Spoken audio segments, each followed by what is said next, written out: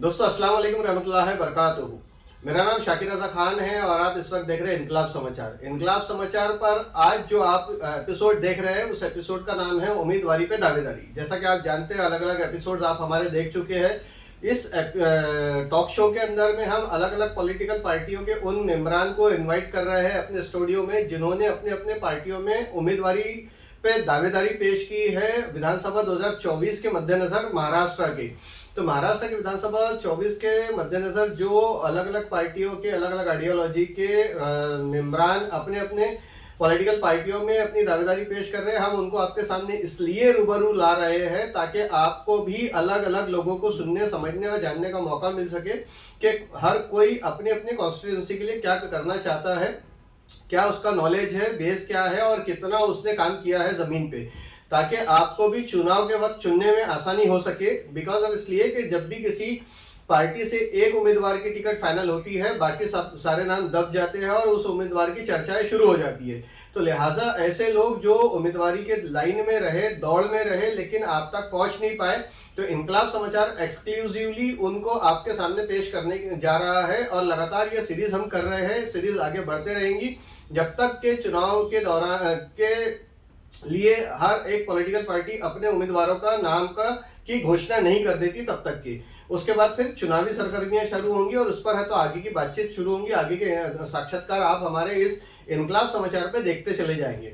तो आइए आज जो शख्सियत हमारे बीच मौजूद है, नागपुर से करीबी एक शहर है जिसका नाम है कामठी, और कामठी क्षेत्र से आम आदमी पार्टी के एक कारकुन, एक कार्यकर्ता, एक है तो कैंडिडेट के रूप में प्रोजेक्ट होने वाले उम्मीदवार के रूप में आगे बढ़ने वाले शख्स को हम आपके सामने पेश करने जा रहे हैं। उनका नाम है शौकत अली बागवान। तो शौकत अली बागवान से मुलाकात करते हैं। आप से दरख्वास्त है कि अगर आपने अभी तक इनकलाब समाचार को सब्सक्राइब नहीं किया तो सब्सक्राइब कर लीजिए, घंटी वाला बटन याद से दबा लीजिए ताकि ज़्यादा से ज़्यादा वीडियोस हमारे सीधे आपको देखने मिल सके। जैसे ही कोई भी वीडियो हमारा अपलोड हो तो वो सीधे आपको देखने मिलेगा इंशाअल्लाह। तो आइए चलिए मुलाकात करते हैं, सुनते हैं, समझते हैं शौकत अली बागवान को। आम आदमी पार्टी की तरफ से कामठी क्षेत्र के लिए वो क्या करना चाहते हैं, क्या उनके प्लानिंग्स है, क्या उनकी जमीन पे कारगुजारियां हैं, इस सब के बारे में उन्हीं से जानते हैं।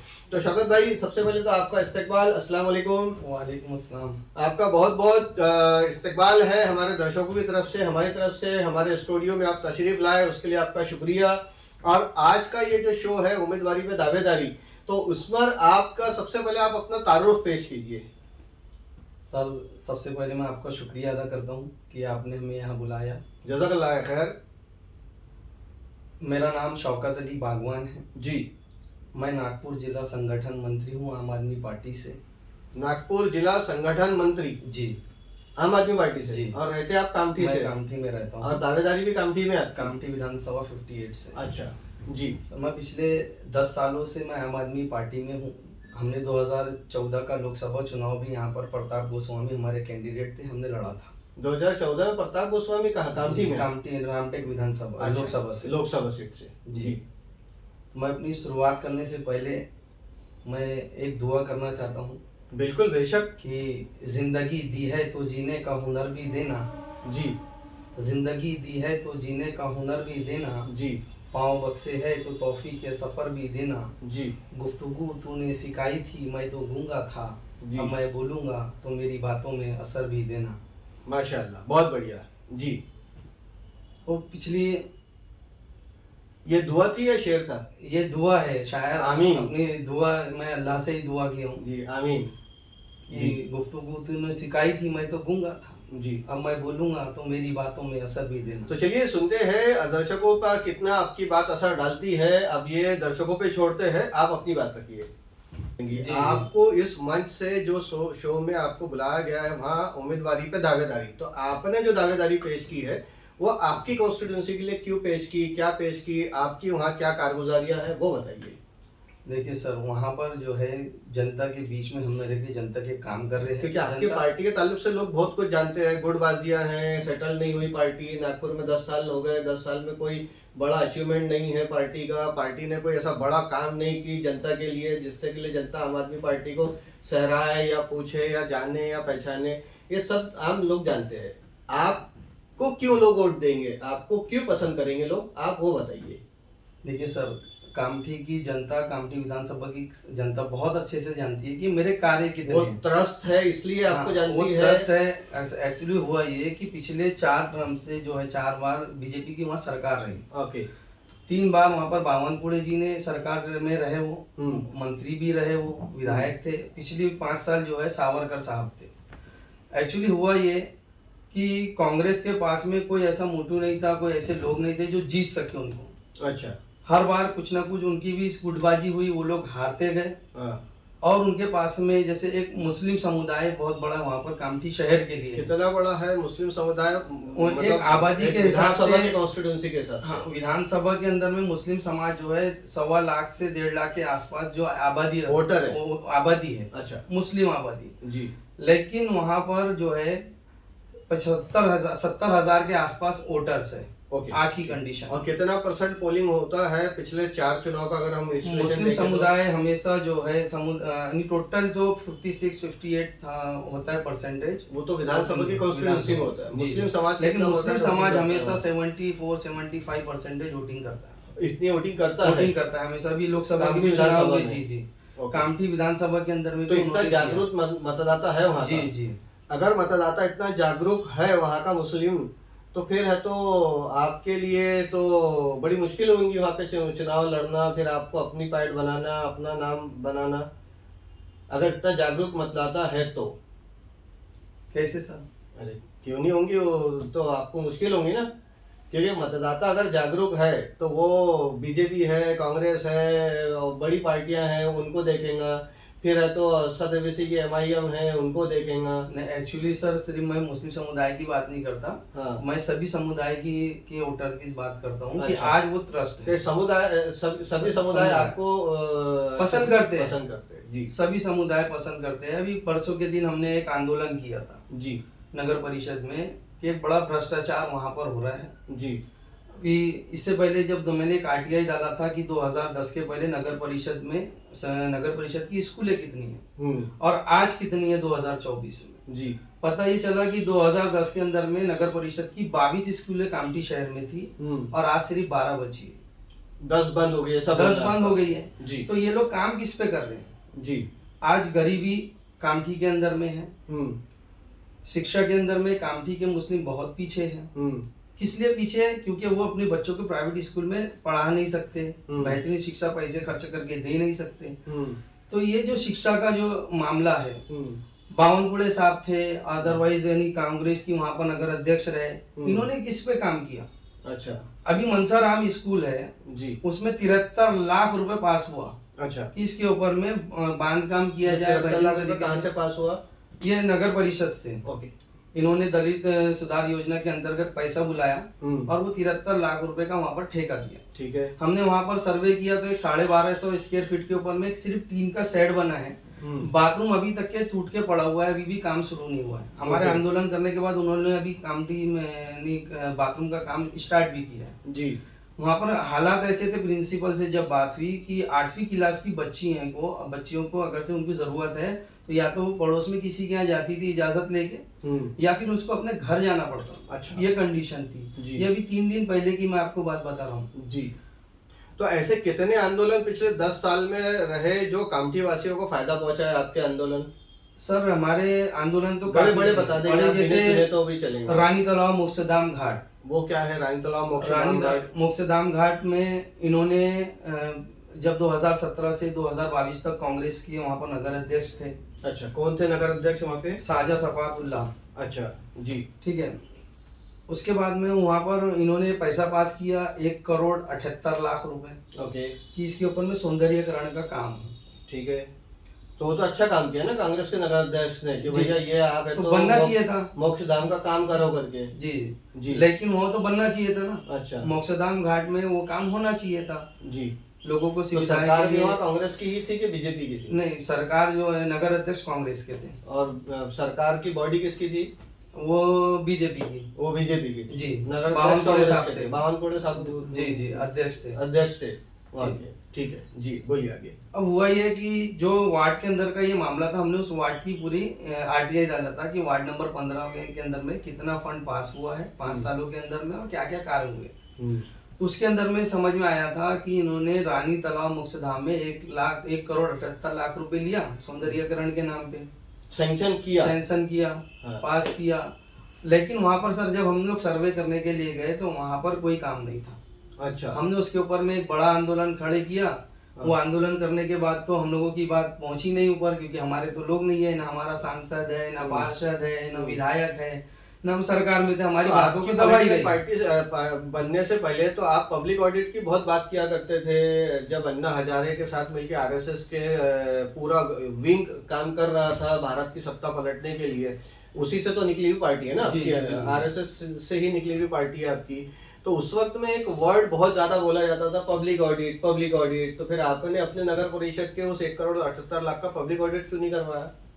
सर हम लोगों ने पूरी कोशिश किया, लेकिन हमारी बात पब्लिक ऑडिट के बारे में जानते थे क्या? सर देखिए, हम लोग राजनीति में उस समय के ऊपर में उतनी जानकारी आज तक थी तो मैं नहीं रखता था। अच्छा, मैं आज तक आपको मतलब जानकारी नहीं है? जब नहीं थी जी। मैं ये 5 से 2017 की बात कर रहा हूँ जी, कि मैं और कोई मार्गदर्शन भी हमारे को नहीं मिल पा रहा था उस समय के ऊपर। आज आपको मार्गदर्शन नहीं दे रही थी कि कहाँ क्या करना चाहिए, कैसे करना चाहिए?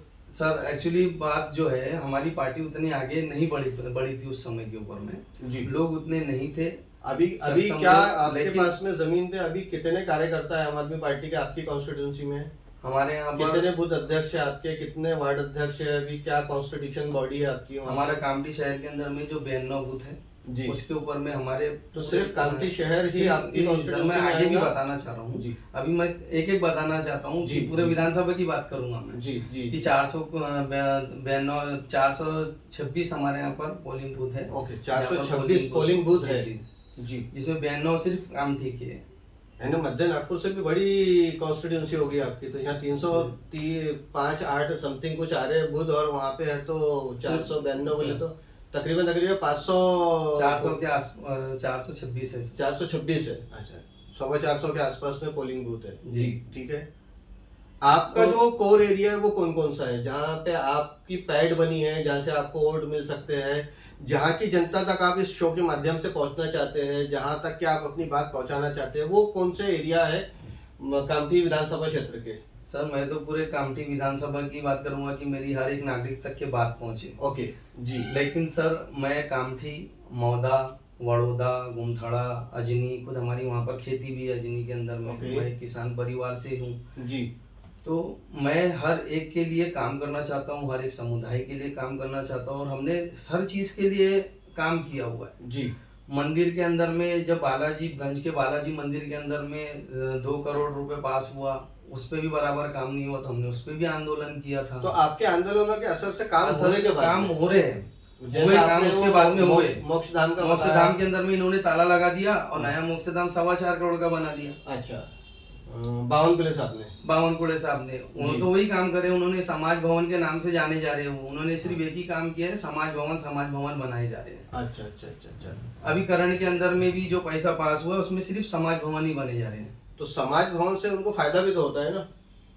किस चीज का? लोगों को तो वहाँ पर आधे पड़े हुए हैं, उन्होंने ई लाइब्रेरी बनाई प्रभाग नंबर 16 के अंदर में। अच्छा। अभी वहाँ पर जाके देखो करोड़ों रुपए लगे हुए हैं।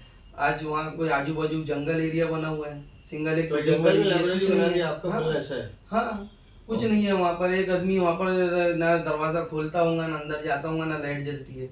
अरे कुछ नहीं है, ऐसा ही इस तरीके के ही हाल है। सब काम अधूरे पड़े हुए हैं, कोई काम नहीं हुआ। अगर से ये चुनाव के अंदर में आ रहे तो ये वर्क में है, भैया हमने ये काम किए थे पिछले 5 साल के अंदर में, हमने ये काम किए। कांग्रेस चुनाव में आ रही है तो कांग्रेस को बताना चाहिए कि हम ये काम करेंगे, मुसलमानों के लिए ये काम करने वाले हैं, मुसलमानों के बच्चों को इतनी ड्यूटियां लगाएंगे हम। तो मतलब आप विधानसभा के चुनाव को मुस्लिम बनाम ये बनाना चाह रहे हैं क्या? नहीं सर, एक्चुअली कैसा है कि कांग्रेस जो समझती है आज तक के कि बस मुस्लिम जो है हमारे को वोट कैसे भी ऐसा कहीं कांग्रेस के मैनिफेस्टो में कहीं ऐसा लिखा हुआ आया है कि कांग्रेस समझती है कि मुसलमान हमको नहीं, वो ये तो वो लोग खुल्लम बातें ही है।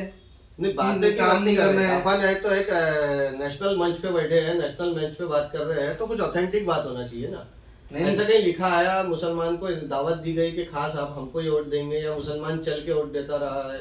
नहीं, आप एक सियासी शख्सियत है तो आपको इससे ये सवाल बनता है ना हमारा पूछना। नहीं बिल्कुल बनता है सर आपका, और मैं जिम्मेदारी के साथ में बताना चाहता हूँ जी कि एक्चुअली हुआ ये कि मैं भी मुसलमान ही हूँ ना जी, और मैं प्रभाग में लोगों में रहा हूँ, मैं देख रहा हूँ कि क्या हो रहा है जी, किस तरीके से इनके बच्चों को अंदर लेना। जो आपने बताया कि आपने आरटीआई लगाई थी कि 2010 से पहले जो स्कूलें थी आपके कामठी नगर परिषद के अंदर में, वो 22 थी नगर परिषद की स्कूलें, और अब है तो सिर्फ 12-10 बंद हो गई। तो 2010 से पहले आम आदमी पार्टी और बीजेपी की सरकारें रही थी कामठी में, या कांग्रेस की सरकारें रही थी? देखिए, जब से हमारा देश आज़ाद हुआ है और डॉक्टर बाबा साहब अम्बेडकर ने जो संवैधानिक तौर पे हमारे को बताया कि अब चुनाव में लड़ना चाहिए, 1950 से चुनाव चालू हुए जी, तो कामठी में तो अभी 37 मेरा रनिंग है जी, लेकिन हमेशा से वहाँ से लोग बताते हैं, बुजुर्ग लोग, कि कांग्रेस के ही लोग ज्यादा यहाँ पर बैठे जी। तो कांग्रेस के लोग बैठे हैं, तो कांग्रेस ने आपको शिक्षा का अधिकार दिया ना, 22 स्कूलें खोल के। हाँ। फिर आप कह रहे हैं कि मुसलमान जो है शिक्षा से वंचित है, कामठी में पढ़ा लिखा नहीं है, शिक्षा में कमी है, तो मुसलमानों ने नहीं पढ़ा या कांग्रेस ने नहीं पढ़ने की सुविधा दी? देखिए सर, सुविधा छीनी क्या? धीरे धीरे हर दिन जो है आबादी के लिहाज से शहर बढ़ता है ना कि घटता है। हाँ, तो डिमांड करनी चाहिए लोगों ने, जो है लोगों ने डिमांड किया, लेकिन ये लोगों ने उस पर वर्किंग नहीं किया। आज भी हमारी पिछले 5 सालों से हमारी लड़ाई चल रही है। पिछले 15 साल से बीजेपी की सरकार है वहाँ पे नगर परिषद में, तो ये 15 साल में जो 10 स्कूलें बंद की गई, उसको चालू कराने के लिए फिर आम आदमी पार्टी के मुस्लिम विधायकी उम्मीदवार की तरफ से कोई तो बड़ा आंदोलन क्यों नहीं किया गया कि ये 10 स्कूलें वापस चालू कराया जाए, जिससे कि दलित मुस्लिम के बच्चे पढ़ सके?